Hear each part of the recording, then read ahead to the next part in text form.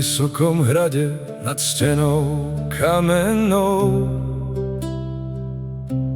žil gróf starý sám, len s biedou studenou. Po žene ostali len spomienky, jak chladný tieň, a syn Janko, čo blúdil hradom každú noc aj deň.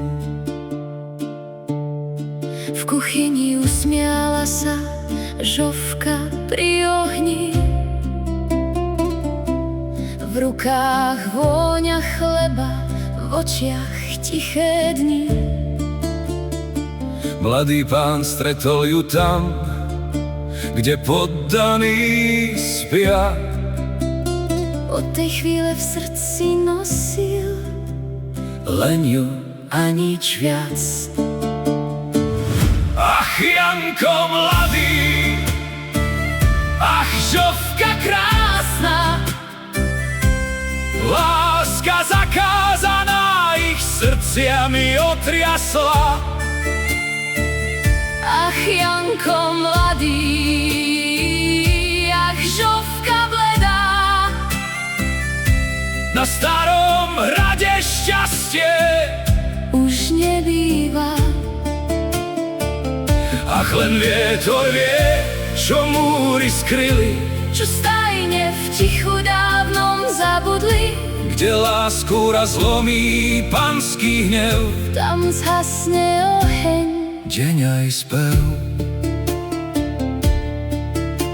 pred otcom, pred ľuďmi, pred celým hradom. Skrývali sa spolu za stajňou a jej chladom. No ten, kto ukryť chce srdce pred iných zrakom, Prehrá skôr než s nocou, s osudom a svojím pánom. raz vraj ich našli v tichu medzi koňmi stáť. V očiach len lásku, čo nedá sa zapierať. Žofku z hradu vyhnali do prašných ciest a chladných rán. A Jankovi nezostalo nič, Len prázdny dvor a tichý žiaľ. Ach, Janko mladý, ach, Žofka krásna, láska zakázaná ich srdciami otriasla. ach, Janko mladý, ach, Žofka bledá, Na starom hrade šťastie už nebýva. ach, len vietor vie, čo múry skryli, Čo stajne v tichu dávnom zabudli, kde lásku raz zlomí panský hnev. tam zhasne oheň. Deň aj spev.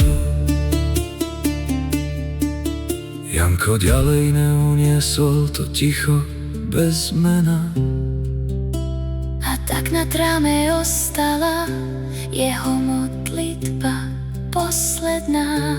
Starý gróf v kalichu smútok vlastný topil, Kým víno nevzalo preč to, čo si neodpustil. od tých čias už hrad viac neožil. Len vietor jediný ho ešte neopustil, Kameň po kameni ticho chátra ďalej, no stále pamätá ich lásku a beznádej.